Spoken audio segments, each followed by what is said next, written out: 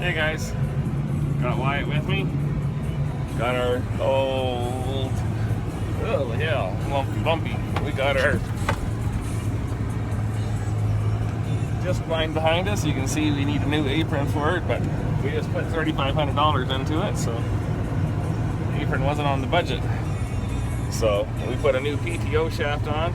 That's $2,500. Put new skid plates under, or I guess they're called shoes, skid shoes, on the bottom. So we're gonna go see if we can cut around. If we can hold it together, then we'll take it back in and finish putting all new blades on it. But when you listen to Cal Camp and he says about buying new equipment and keeping new stuff, there's a reason for it, because you go out and it works. So, but I don't think I can change the camera, so I'm gonna shut it off and then we'll flip it around. So there's the hayfield. There's just, I don't know if you'll be able to see it, but there's just some purple flowers coming on the edge there. But it needs to get cut. I was at grade 8, I better turn the radio on. I was at grade 8 camp and I didn't get it done, but we had a big storm after we got home, so it was kind of good that I didn't get it done. I've got the T7040 New Holland on the hay bine. Normally we have the case 2390, but the 2390 still hooked to the Hardy sprayer. So I'm gonna swing her out and we'll see if we can cut around. So see you in a bit.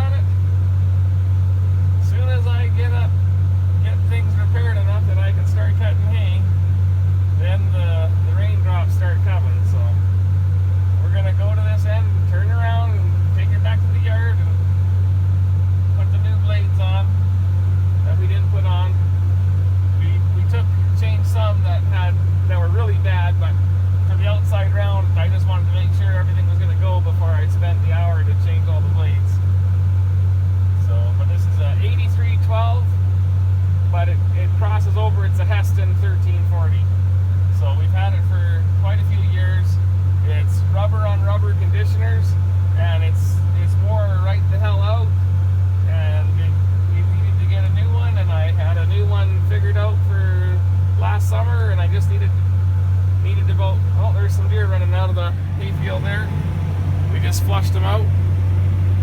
Hopefully they don't have their fawns where we're going to mow them, but I guess we'll find out shortly. But we, I lost my train of thought. Anyhow, we thought we'd see if we could get her to work first, and then we'll double change some more blades. But anyhow, this machine's been pretty good. It's done lots of acres.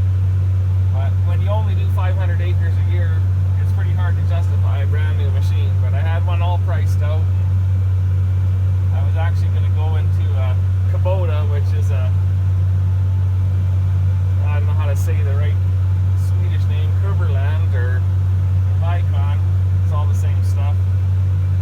But I was going to get about $30,000 off from getting a New Holland. So I was going to give her a whirl.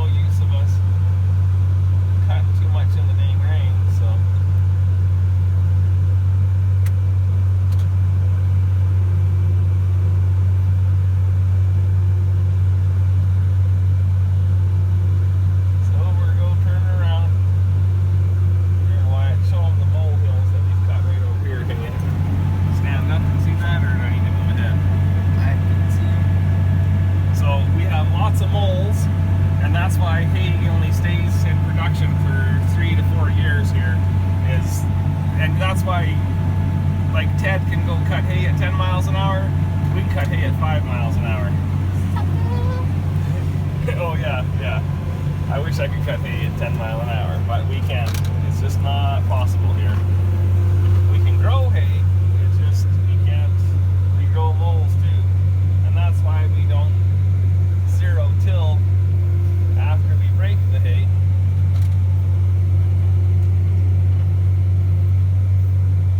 Because we need to get the rumble strips out of the field.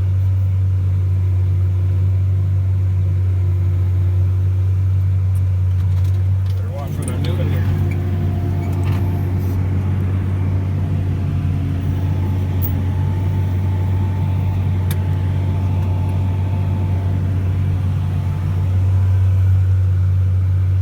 That's, if you see all the weeds by the fence line, the reason is because the land, well, the yard blows, they have all their potato dirt piled up there in the winter time until they hauled it all out, and the yard blows and blows and blows.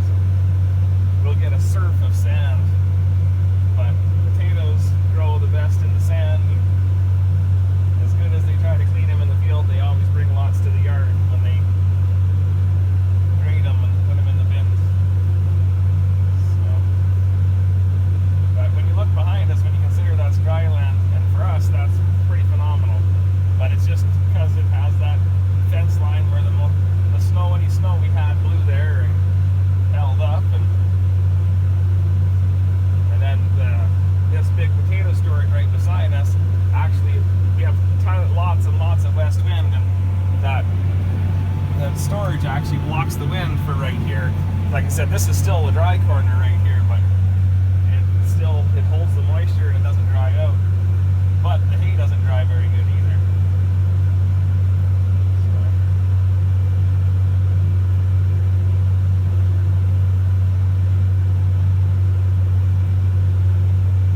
But it looks like we gotta lower that down more wide. Yeah. And change that angle, so we would do it right now. Okay, take our viewers with us then. Okay.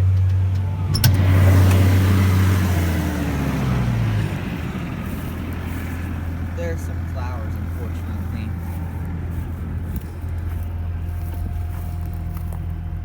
Swatted hay.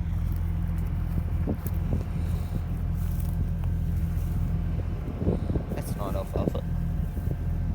Is it crimping at all on it? It's kinked right there. Yeah. Oh, those rollers are pretty smooth.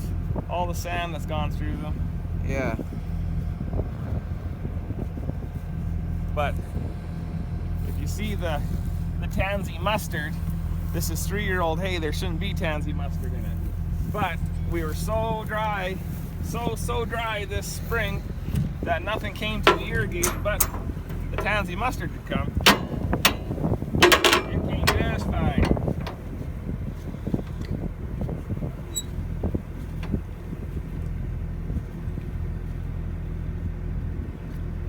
There, that just changed our angle some. There's no changing that in the cab.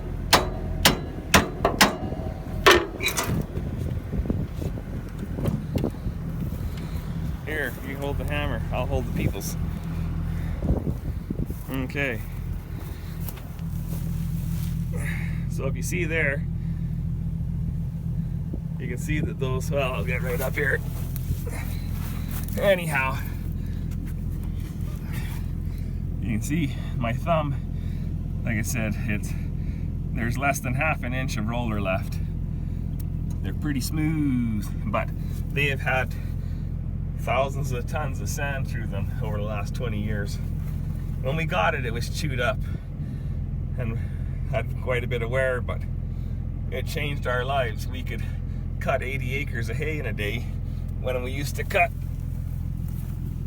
10 acres a day and go out and unplug everything all the time.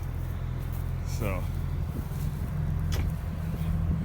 there's a little hitch part, has a roller that goes right